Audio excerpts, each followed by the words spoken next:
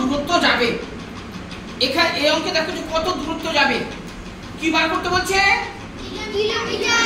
বা দূরত্ব, তাই তো? এখানে দূরত্ব বলতে কিলোমিটার আছে।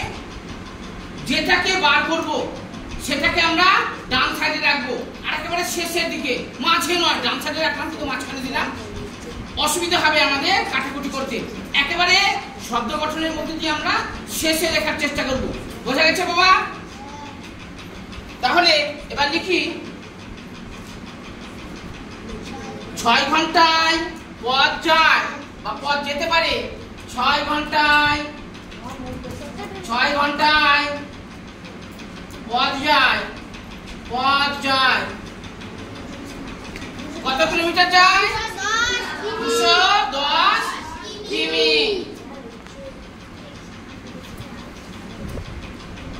এবার 1 ঘন্টায় পথ যায়, 6 ঘন্টায় পথ যায় 210 কিলোমিটার।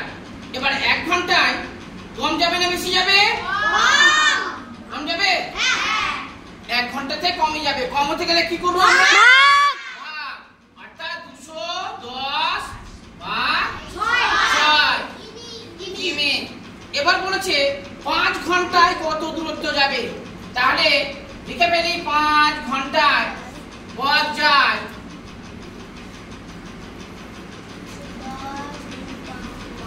5 ঘন্টা বেশি না কম হবে?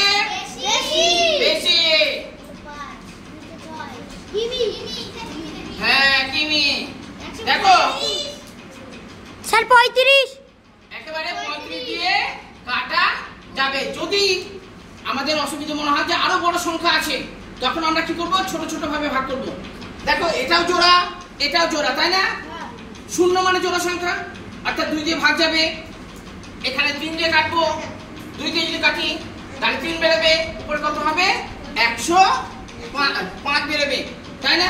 এবার 3 দিয়ে 105 কে ভাগ করতে গেলে 35 বেরোবে, তাই তো? এবার দেখো গুণ করে কত হবে? 175 কিমি। এবার উত্তর লিখি, 5 ঘন্টায় গাড়িটি কত দূরত্ব যাবে? 5 ঘন্টায় গাড়িটি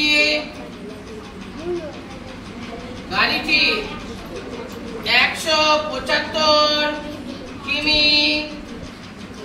দূরত্ব যাবে।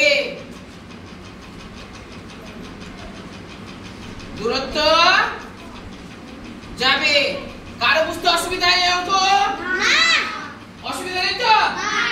যদি অসুবিধা থাকে বলো বাবা। এটা মনে রাখবে, বাড়তে গেলে আমরা কি করি? গুণ করি। কমতে গেলে ভাগ করি। যেটাকে বার করব সেটাকে আমরা কি করব? ডান সাইডে রাখার চেষ্টা করব শব্দ গঠনের মধ্যে দিয়ে। ডান সাইডে করতে গেলে ডান সাইডে করতে হবে। আর একবার যদি আমরা শেষে লিখি, যেমন দেখো আমি কি করেছি, শব্দ গঠনের মধ্যে দিয়ে শেষে লিখেছি না, একবারে আমাদের কাটাকুটি করতে সুবিধা হচ্ছে না? হ্যাঁ। এবার এটাকে যদি আমি লিখতাম 5 ঘন্টায় 210 কিলোমিটার পথ যায়, তাহলে 210টা যদি এখানে হতো, কাটাকুটি করতে আমাদের একটু অসুবিধা হতো না? অসুবিধা হতো তো? আমি কি করলাম, 6 ঘন্টায় পথ যায় 210 কিলোমিটার, অর্থাৎ 210টাকে একবারে শেষে লিখেছি আমি। কেন শেষে লিখেছি? যাতে আমাদের কাটাকুটি করতে কোন রকম ভাবে ভুল ভ্রান্তি না হয়। মাঝখানে থাকতে গেলে যদি বড় সংখ্যা থাকে অসুবিধা হতে পারে। বোঝা গেছে বাবা? কারো বুঝতে অসুবিধা